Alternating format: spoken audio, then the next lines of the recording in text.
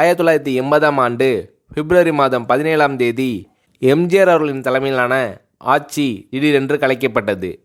ஆட்சி கலைக்கப்பட்ட அன்று இரவு ராமாபுரம் தோட்டத்தில் தமது இல்லத்துக்கு வந்த எம்ஜிஆர் அவர்கள் அங்கு பாதுகாப்புக்காக இருந்த காவல்துறையினரை அழைத்து, நீங்கள் உடனடியாக உங்கள் அலுவலகங்களுக்கு சென்று விடுங்கள் என்று கூறினார் எம்ஜிஆர் அவர்கள். ஆனால் காவல்துறையினரோ இதுவரை திரும்ப அழைக்கும் உத்தரவு வரவில்லை, உத்தரவு வந்த பிறகுதான் செல்ல முடியும் என்று தெரிவித்தனர்.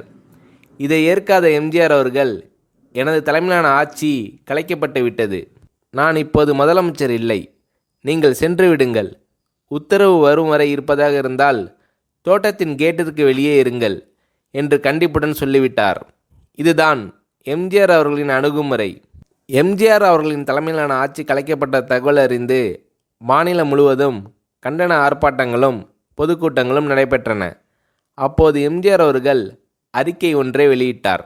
நாம் எதிர்பார்த்தபடி சட்டத்தின் பெயரால் அண்ணாவின் அரசு கலைக்கப்பட்டு விட்டது.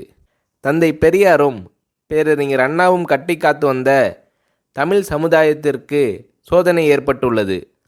அண்ணா உருவாக்கிய அரசு அழிய காரணமாக இருந்தவர்கள் மீண்டும் அமைக்கப்பட்ட அரசை அழிக்க துணை நின்று சூது சூழ்ச்சிகளில் ஈடுபட்டு தற்காலிக வெற்றி பெற்றிருக்கிறார்கள்.